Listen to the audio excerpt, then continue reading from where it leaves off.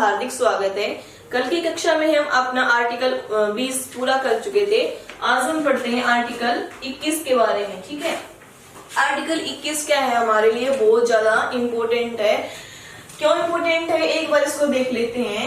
No person shall be deprived of his life और personal liberty. पहले इसको इतना पढ़ते हैं। अब इस नो पर्सन का मतलब क्या है कि मतलब यहाँ सिर्फ भारतीयों की बात नहीं की गई है, यहाँ पर विदेशियों की भी बात की गई है। ठीक है, भारतीयों और जो विदेशी हैं उनको क्या है, जीने का अधिकार है, पर्सनल लिबर्टी का अधिकार है उनको भी। ठीक है, शैल बी डिप्राइव्ड, उनको डिप्राइव्ड मतलब वंचित नहीं किया जा सकता। क्या नहीं किया जा सकता, उनको वंचित नहीं किया जा सकता। किससे नहीं वंचित किया जा सकता? ऑफ हिज लाइफ, उनकी जिंदगी से, और पर्सनल लिबर्टी, और निजी स्वतंत्रता से उनको क्या नहीं किया जा सकता, वंचित नहीं किया जा सकता। ठीक है, फिर आपके मन में ये आता है कि पर्सनल लिबर्टी, निजी स्वतंत्रता का मतलब क्या है। आज हम जीने का मतलब क्या समझते हैं कि एग्जाम्पल के तौर पर समझ सकते हैं कि आप किसी व्यक्ति से पूछते हो कि और भाई कैसी चल रही है तेरी जिंदगी, तो सामने वाला क्या आंसर देता है, कट रही है। मतलब वो जिंदगी जी तो रहे हैं लेकिन क्या है, वो आनंद की प्राप्ति उनको नहीं हो रही। इनडायरेक्टली क्या हुआ कि भारत में जो जिंदगी जीने का मतलब है वो आनंद के साथ जीने का तरीका है। अगर जिंदगी में आनंद नहीं है तो वो जिंदगी को क्या समझते हैं कि जिंदगी कट रही है। ठीक है, तो इसका मतलब क्या है, तो फिर इसमें अगर हम पर्सनल लिबर्टी की बात करते हैं तो इसका मतलब ये हुआ कि फिर तो मृत्युदंड भी नहीं दिया जाना चाहिए। क्या है, फिर मृत्युदंड भी नहीं दिया जाना चाहिए, किसी का फोन टैपिंग पे नहीं लगाना चाहिए, किसी को सीसीटीवी कैमरा नहीं लगाना चाहिए। बहुत सारी चीजें हैं, मैं कुछ भी कहकर नहीं कर सकती हूँ कि सीसीटीवी कैमरा लगाना चाहिए, मृत्युदंड नहीं दिया जाना चाहिए, किसी का फोन टैपिंग नहीं करना चाहिए। तो ये क्या है, सब पर्सनल लिबर्टी में है। ठीक है, तो इसके बाद क्या है, आप पर्सनल लिबर्टी से समझते क्या है? संविधान निर्माताओं ने तो ये बात क्लियर नहीं की, संविधान में तो ये बात क्लियर नहीं है कि हमारी निजी स्वतंत्रता क्या है। तो आगे क्या है, no person shall be deprived of his life और पर्सनल लिबर्टी एक्सेप्ट यही जो वर्ड है ये क्या करता है, बवाल खड़ा करता है। इसका मतलब क्या होता है, केवल किसी भी व्यक्ति की लाइफ और पर्सनल लिबर्टी छीनी नहीं जा सकती, केवल according to procedure established by law. ये क्या है, प्रोसीजर एस्टेब्लिश्ड बाय लॉ, यही क्या करता है, हमारा ये अधिकार छीन सकता है। हम क्या पढ़ रहे थे, पर्सनल लिबर्टी, क्या कह रहे थे, personal liberty except according to procedure established by law. Personal liberty छीनी जा सकती है, कब? कानून बनाकर। यदि हमारी सरकार कानून बनाए तो उसको छीना जा सकता है। ठीक है, तो अब कैसे कानून बना सकती है, प्रोसीजर एस्टेब्लिश्ड बाय लॉ, यानी कि अगर किसी व्यक्ति ने कोई जघन्य अपराध किया है तो इस कानून के माध्यम से क्या कर सकती है, हम उसके जीने का अधिकार छीन सकते हैं, उसको मृत्युदंड देकर। ठीक है, अब क्या है, जैसे कोई पुलिस होती है हमारी, उसको कोई संदिग्ध अपराधी लगता है तो उसका क्या कर लिया जाता है, फोन टैपिंग पे ले लिया जाता है, उसकी सारी कॉल रिकॉर्डिंग सुनी जाती है, जिस व्यक्ति का उसके पास फोन आता है उसकी सारी बातें सुनी जाती हैं। तो आपके मन में सवाल पैदा होता है कि फिर ये निजता का उल्लंघन नहीं हुआ क्या? वो हमारी सारी बातें सुन रहे हैं, हम अपनी पर्सनल बात भी करते हैं किसी के साथ, हम कहाँ जा रहे हैं, कब जा रहे हैं, कि ये सब क्या हुआ, ये निजी स्वतंत्रता का उल्लंघन नहीं हुआ क्या? आप एक लाइन को बोलकर किनारे हो जा रहे हो कि प्रोसीजर बाय लॉ के द्वारा आप क्या कर सकते हो, उसका जीने का अधिकार छीन सकते हो, उसकी पर्सनल लिबर्टी का अधिकार छीन सकते हो। ठीक है, देश के नागरिक होने के नाते क्या है, मान लीजिए आप विदेश जाना चाहते हैं, तो क्या विदेश जाने से अगर हमारी सरकार रोकती है तो क्या वो आपकी निजी स्वतंत्रता का हनन नहीं हुआ क्या? आपने आए दिन सुना होगा कि कोई भगोड़ा है, सुप्रीम कोर्ट या फिर कोर्ट क्या सबसे पहले क्या करती है, उसके पासपोर्ट को जब्त कर लेती है कि भाई तुम विदेश में नहीं जा सकते, हमें तुम्हारे ऊपर क्या है, शक है। तो क्या ये निजी स्वतंत्रता का उल्लंघन है? इसके ऊपर एक केस हुआ था, उस केस की बड़ी भूमिका है आर्टिकल 21 में। कौन सा केस हुआ था वो? मेनका गांधी बनाम भारत सरकार। इसमें क्या हुआ था? ये 1978 में हुआ था, मेनका गांधी केस, मेनका गांधी केस। इसमें क्या हुआ था? मेनका गांधी जी जो कि संजय गांधी की वाइफ हैं, ये इन्होंने एक पत्रिका में जो 1978 मतलब इमरजेंसी के बाद का काल, ठीक है, तब तक किसकी सरकार बन चुकी थी? हमारी जनता पार्टी की सरकार बन चुकी थी।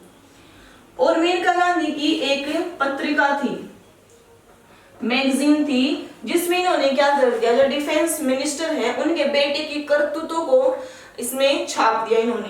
तो जनता पार्टी को क्या लगा कि मेनका गांधी कुछ गलत कार्य कर रही है।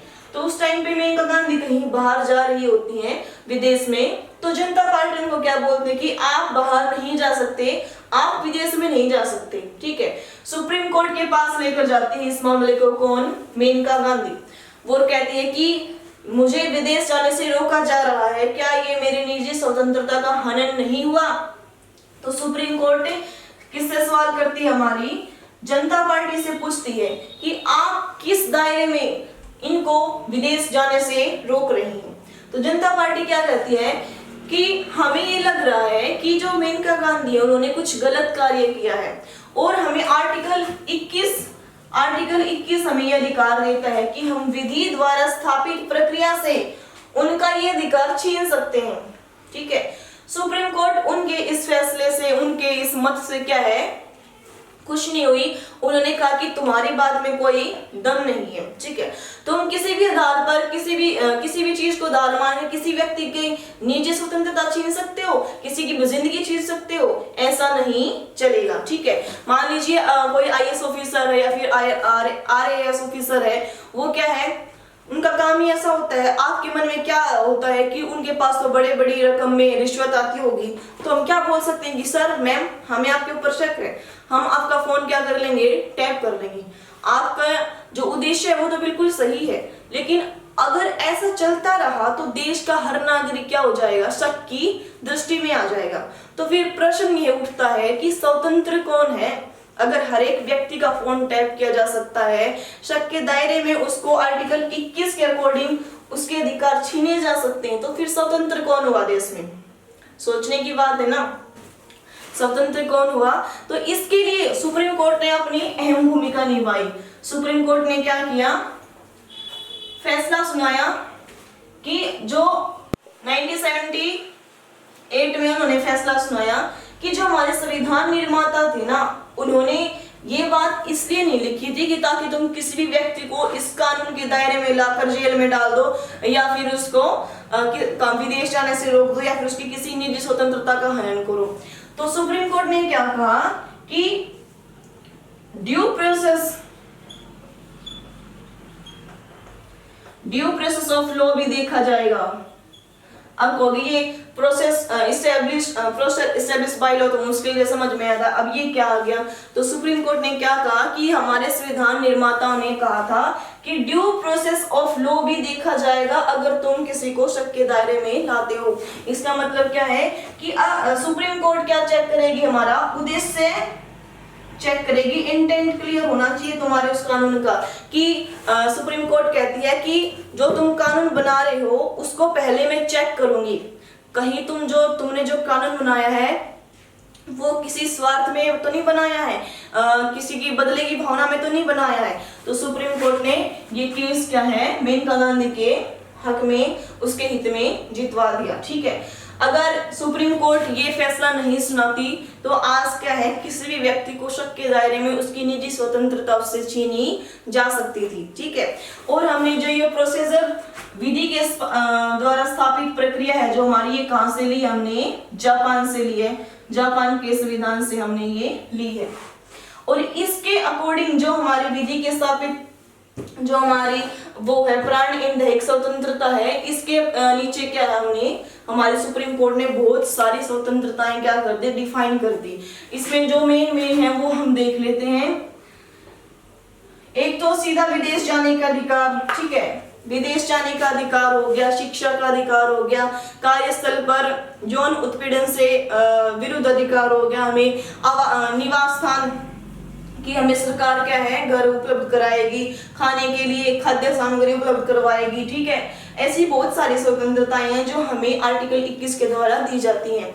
अब आर्टिकल 21A में क्या आता है हमारा, शिक्षा का अधिकार।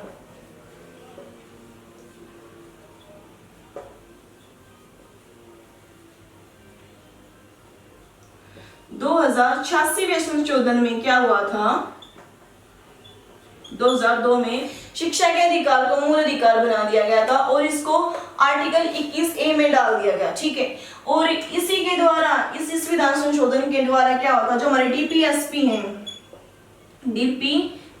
है जिसका आर्टिकल 45 है, उसमें क्या गया था कि 0 से 6 साल के बच्चों की जो उनकी पढ़ाई होगी उनका कौन देखेगी, हमारी माता पिता देखेंगे, सरकार देखेगी। और इसमें क्या था, 6 से 14 साल के बच्चों की जो पढ़ाई है वो गवर्नमेंट तय करेगी, उनका खर्चा क्या देगी, गवर्नमेंट देगी, ठीक है। और इसी संविधान संशोधन के द्वारा क्या है, हमारे जो मौलिक कर्तव्य हैं, कौन से, 51A में जो सबसे लास्ट वाला पार्ट है 11वां, जिसको टैप बोलते हैं, ठीक है, टैप पार्ट, उसमें भी क्या शिक्षा का अधिकार दिया गया है कि शिक्षा के अधिकार प्रोवाइड करवाएगी हमारी गवर्नमेंट, ठीक है। मैं आशा करती हूँ कि आपको आर्टिकल 21 अच्छे से समझ में आया होगा। अगर आया हो तो लाइक, शेयर, कमेंट, सब्सक्राइब करना न भूलें। धन्यवाद साथियों।